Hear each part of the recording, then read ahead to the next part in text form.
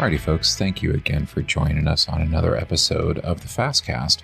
Today, we're going to be speaking again with Becki Graham, Senior Program Manager for Arrowhead Center. And Becki and I are going to do a two-part cast today where we talk to you about various aspects of treating your proposal process and your actual proposal creation as a project and some of the tips and tricks, tools of the trade that you can do that with. Becki? Well, we had discussed a little bit the challenges of a long-term project with a hard deliverable, and how are you going to get from the day where you are now till the day that has to be turned in, obviously working from the idea of a proposal.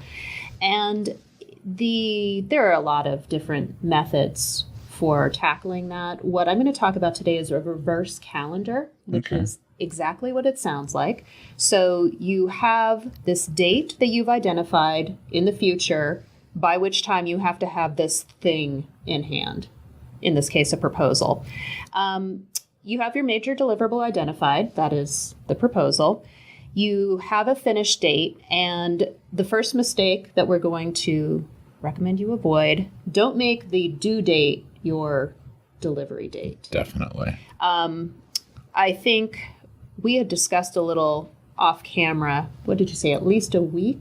2 weeks? Typically for the FAST program. So that is one of the services that we offer to our clients is we will go through and do a quick review, make sure that all these sections are there, that make sure they cover all the required information. But in order to do one, we like to have the proposal in hand at least a week before. Okay. If somebody gives us a proposal package like an hour before, sorry, there's not anything we're going to be able to do with that because I just don't have time to read through it that quickly because a lot of it is done by me. But we like to have it about a week before, a week in hand, or a week before in hand, so that we can give you some really good guidance. And mainly so that you can integrate any of the feedback, because not only does it take time to actually go through the proposal and actually do a review, but then we have to put together our notes, we have to put together feedback, and we then have to be able to give you information so that you can integrate that feedback into the proposal itself. Because otherwise, I mean, there's no point in doing a review if you don't give yourself time to actually make those changes. So in this case, in our case of a FAST proposal applicant, 2 weeks before, there's your due date, there's your delivery date, and then it's a matter of sitting down with a calendar and saying, if I'm going to be here on June 15th, where would I need to be on May 15th? Where would I need to be on May 1st? And so on and so forth, working back so you have a series of mini deliverable dates. One of the things, this is not the time to be an optimist. This is the time to figure that something's going to break, something's going to go wrong, you're going to get the flu. And well, it's time to be a realist. It's time to, well, I hope, Del, you're so pessimistic. I'm a realist. You're a realist. And as much time as you want to generously build in for yourself, if you're working on a team, times team members. Yes. And I know a lot of these proposals are created in a team environment. So being extra generous with your scheduling exponentially per team member.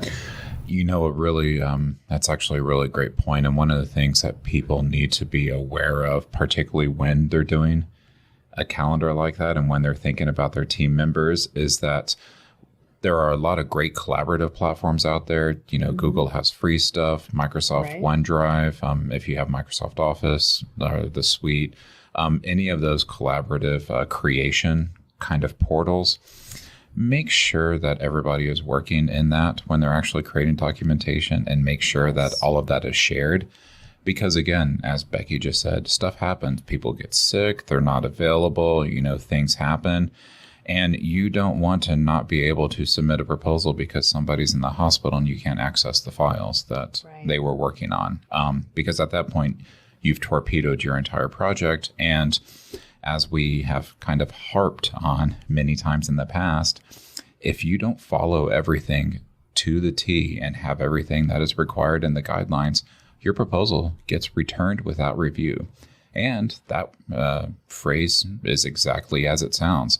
They will not look at it. They just send it right back to you and say, nope, try again later. Yeah.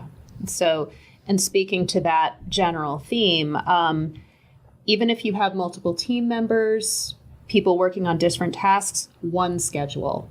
There can be only one. Quote from the Highlander film series, or if you prefer, what is it? The One True Ring? Is that Lord of the Rings? Yeah. Okay, so. Why are you trying to tell me about Highlander? You act like I'm not the big dork here. We can nerd fight it out later. But yes, seriously, one schedule. The moment somebody starts setting their own calendar or have their own Gantt chart or their own mind map that everyone can't see, you're in big trouble. Yeah. So keeping everyone on one schedule is crucial with one document. That's one of the major pitfalls. This is not the time to go freelance, folks. Yeah, no. You've got to keep it together on one.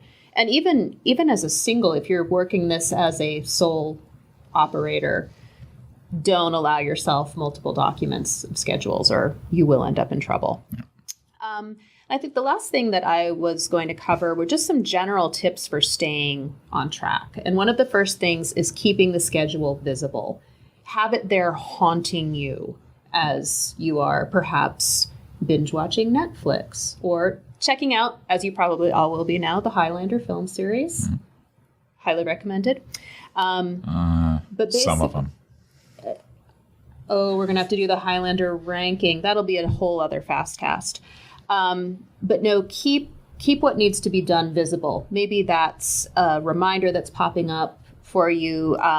Google Keep is another. If you have a Google account, Google Keep is a nice free little program project manager tool.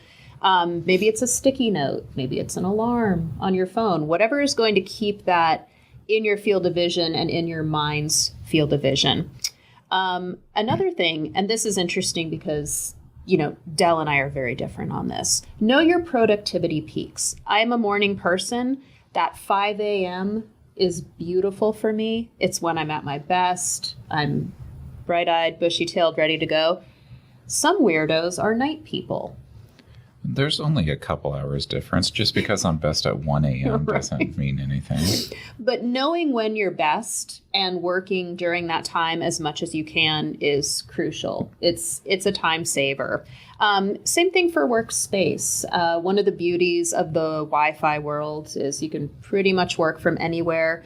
If that coffee shop setting is good for you, go there. If you want to go to a public library, go there. Home, office, figure out what's best for you and make that space sacred for work. And final tip, celebrate milestones, whatever that means to you. If it's a little break, trip to the gym, massage, Red Bull with vodka. We don't judge. Yeah. We don't judge. Whatever it means to you, but program in some time to celebrate and say well done. And especially if you're on a team, get together and exchange high fives. Definitely. Something. Anything. Well, and kind of the follow-up to that one is, and this is the entire reason that you're setting up your calendar and that you're actually making, your milestones on, a weekly basis or a daily basis, and that you're providing that time for you to celebrate is, don't try and leave this to the last minute and cram it all in as one entire process and project. Yeah. Your technical proposals are anywhere from 15 to 25 pages. So just remember back to those days in college that you were fueling yourself with Red Bull and vodka, trying to get through your midterm that was due the next day. What grades did you get on that? That'll tell you how a reviewer is going to look at that proposal if you cram it all together and just try to work straight through. Mm-hmm. You do need that time. You need that time to sit back and look at it as individual sections, because that's what happens with a lot of these technical proposals is they are actually individual sections almost.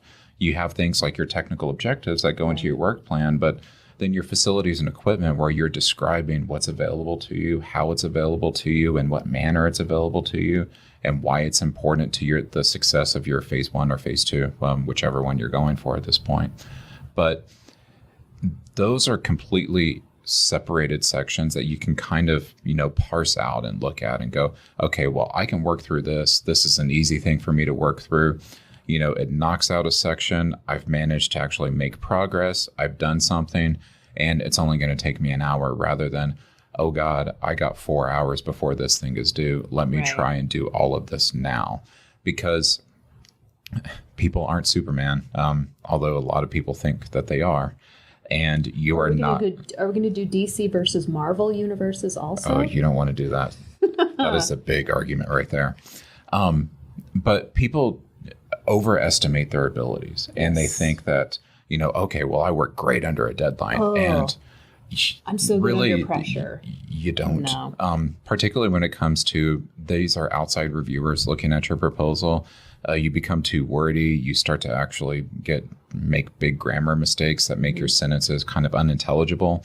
And then you don't leave yourself time for someone like I'm Fast to do a review of your proposal and to make sure that everything is there. And then you turn in a subpar proposal. You're not doing your best work, and you torpedo your chances of getting funded. So these are just really important aspects to be aware of. And as we talk and do more FastCast about this entire process for getting through a SIBR package, and, from the very start of how do I even know what my innovation is like, and how do I even know if I'm ready for a SIBR, all the way to, holy crap, I won one. How do I actually get through this now, and how do I manage this? You're going to hear a lot of these same, kind of trains of thought. And one of them is proper time management. Always be prepared, always know what your deadlines are, always know what your deliverables are.